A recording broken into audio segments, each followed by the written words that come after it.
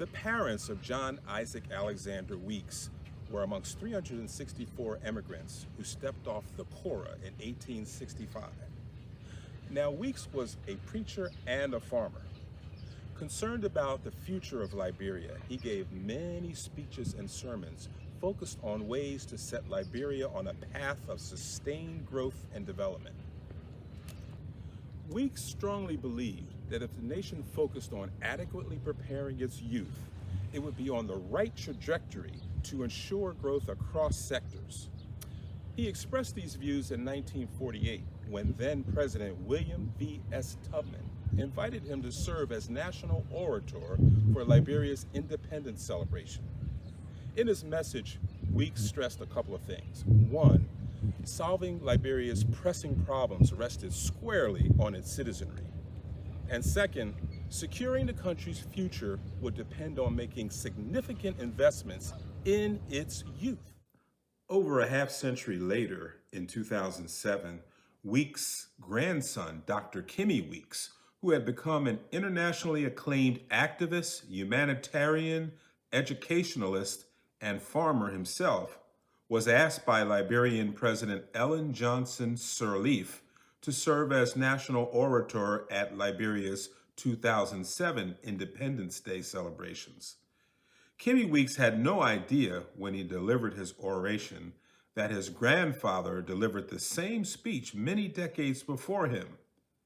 Although he had never read or listened to his grandfather's speech, the two men delivered very similar messages, stressing that true sustained development was possible, but only if Liberia made sacrifices to invest in its children and youthful population. In 2021, Dr. Weeks read his grandfather's speech for the first time and here delivers a moving rendition of his grandfather's forceful message. Your Excellency, gentlemen of the Diplomatic Corps, and fellow citizens, I have the honor to address you on this grand occasion. But instead of delivering a statesmanly oration as is befitting of this occasion, I shall give you a practical, unofficial message using the central thought, the second century and its problems. Relying on the great arbiter of human events and realizing the fact that it is both lawful and expedient, and also having faith in ourselves that the project would be successful, on the 26th day of July, Anno Domini 1847, yea, on that memorable day that shall ever be the most unique and revered in Africa's sons and daughters, in unequivocal, forceful terms, they made the announcement to the nations of the world in relations to their determination of the organization and administration of an independent government. No people that are not qualified to solve their own problems can survive. No nation has ever or will ever rise to the eminence and greatness that is unable to solve its problems. And preparedness is the only means whereby this ends can be reached. Liberians would be able to solve their problems in the development of the country if they had the opportunity. There is no people on the globe that have keener aptitude and are more loyal, patriotic, and intellectual than they. Gave our young folk the opportunity to fully co-prepare themselves, and they will solve the problems of the development of the country on all lines. And it is the responsibility of the government to take the initiative. We shall now address several factors that are responsible for solving the problems of the second century. The parent. Each parent is charged with the grave responsibility of solving his share of national problems. It should not be forgotten that the greatest resource of a nation is its citizenry, and it can only be drawn from the family. No one is qualified to be a parent except he or she fully realizes the nature and obligation of his responsibility. Each parent should be sufficiently informed to know that the end of his responsibility is to train and prepare qualified, worthy citizens. It should also be realized that when parents fail to train and qualify their children for the use and benefit of the state, for whatever reason whatsoever, such its failure is the surest means of causing degradation and failure. It is therefore expedient that the necessary legislation be compelling parents to discharge their responsibilities and obligations, the first being that of compulsory education.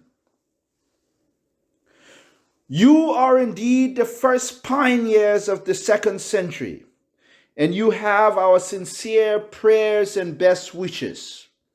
Follow in some respect at least the life and character of the pioneers and their successors of the first century. In the first place, do not ignore and condemn all their methods and policies. They laid their national structure upon truth. They demonstrated the dignity of labor in their every thought and act. In all their ways, they acknowledged God, and He gave them guidance and protection.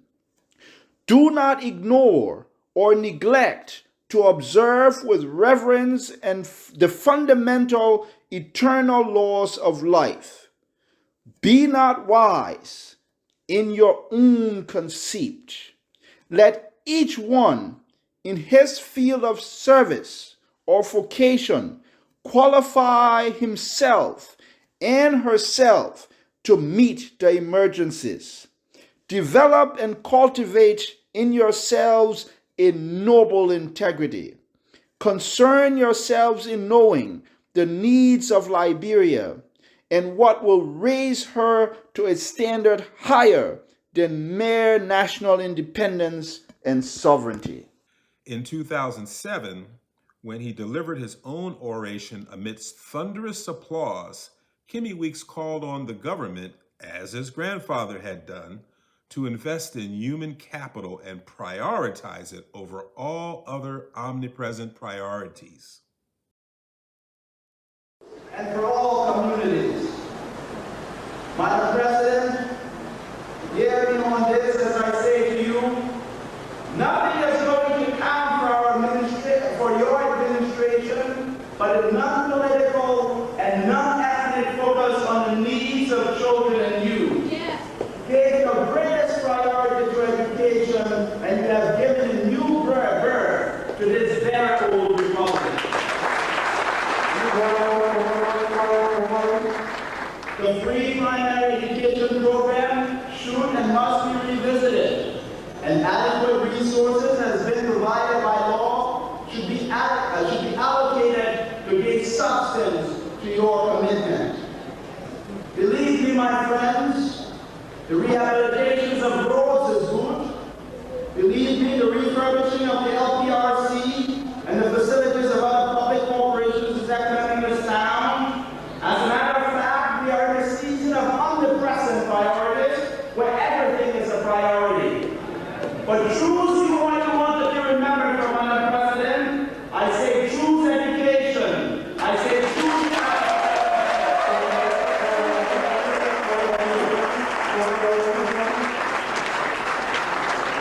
I want to here paraphrase the words of my late father, Dr. Isaac Weeks, was the first Liberian president of the university, who said, and I quote, "I believe that the erection of buildings may be postponed, the constructions of dams may be curtailed, and the creation of bridges may be suspended, but we must never, not for a single second, postpone, curtail, suspend."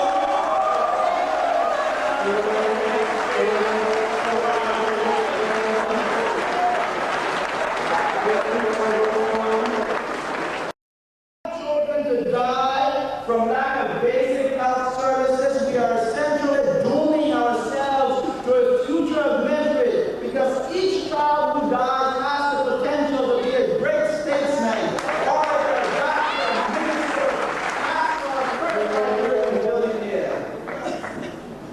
So even in the face of our shortages and inadequacies in the healthcare system, imagine my frustration a few days back when I heard that our national budget for health had been slashed in half, and in the same breath our legislators moved to increase their own salaries.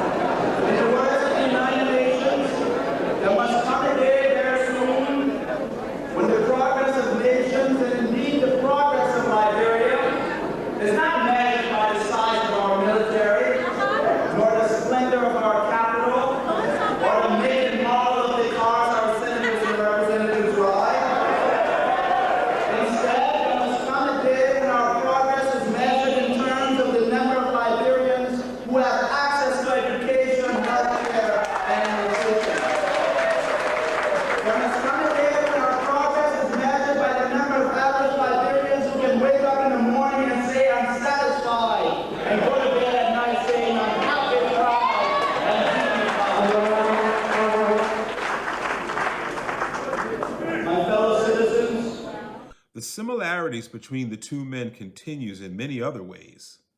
Although not a pastor, the younger Weeks travels around the world speaking to thousands of young people. He started a global organization focused on investing significant resources toward improving education and livelihoods in both Liberia and Sierra Leone.